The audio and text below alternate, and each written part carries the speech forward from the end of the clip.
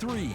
The competitive team shooter market is not an easy one to break into. Just look at games like Lawbreakers and Gigantic that struggle to find and keep an audience despite some interesting ideas. In an arena dominated by colossi like Fortnite, Call of Duty, Rainbow Six Siege, Overwatch and Apex Legends, you need to do something incredibly unique or incredibly unexpected to succeed. Rocket Arena, the new title from Final Strike Games and EA, attempts to do this with some success, though notably not with total success. It's a 3v3 team shooter where rockets are the order of the day.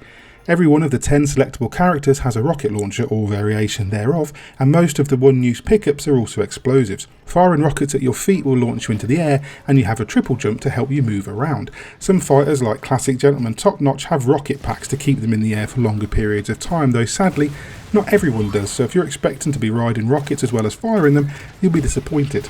I was. The primary mode is Knockout, where you simply attempt to blast your opponents out of the small compact arena. There's no health bar, and instead dealing damage builds your opponent's blast meter. When it's full and flashing, one more hit will catapult them out of the arena Smash Brothers style. Various pickups like bombs, mines and speed boost can give you an edge, but really the only way to succeed is to master your chosen character and learn how to use the dodge button effectively. Each fighter feels very different. They move and fire at different speeds, reload at different rates and carry different amounts of ammunition in a magazine. They all have unique abilities too. Phantasma, for example, can temporarily split into two and switch between both bodies.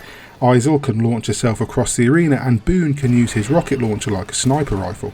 Understanding the weight and heft of each character's weapon is essential, as it's incredibly hard to land a direct hit on moving opponents in Rocket Arena. You need to lead targets, rely on the comparatively small areas of splash damage, and learn the cooldowns of your abilities and dodge.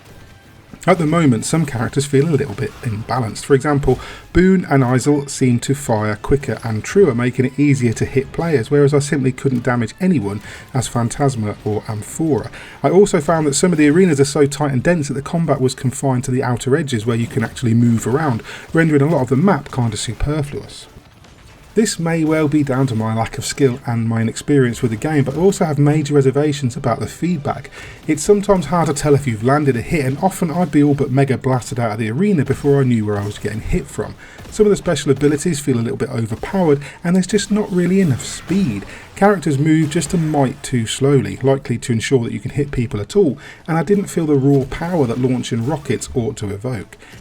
As for the various additional game modes, well, I found it hard to even get matches in them. People seem to play Knockout a lot more than the randomly selected alternate modes. Games like Rocket Ball just feel one-sided if you're against a team who knows what they're doing, and again there's just not enough speed or power to make these contests feel unmissable.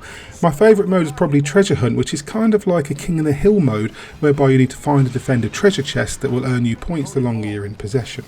These alternate modes are a nice addition, but they really just highlight how one-note the actual gameplay is. You can't really vary your tactics an awful lot when your primary weapon is always a slow-ass rocket launcher. Artifacts allow for a small buff to things like reload speed and cooldowns, and you can equip up to 3 at once when you've unlocked them. Elsewhere, Mega Blast trails, return trails and cosmetics such as outfits and player totems can be purchased with rocket fuel, which itself costs real cash. The in-game currency appears to be insultingly useless, as I was sitting at around 80,000 after a few matches with nothing to spend it on. That said, you can unlock cosmetics by leveling up your fighters individually.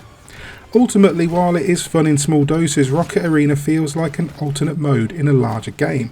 Were this a side concern in something like Fortnite, I'd be all in, but as a standalone experience, it feels a little bit too limited and imbalanced to lead the pack.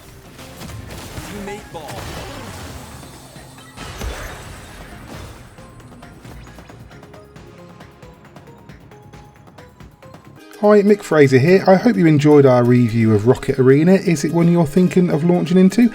If so, do let us know in the comments. And if you did enjoy this, please consider hitting that subscribe button and tagging the bell icon too, so you're notified whenever we post a new review, preview, podcast or opinion. Thanks for watching. Bye.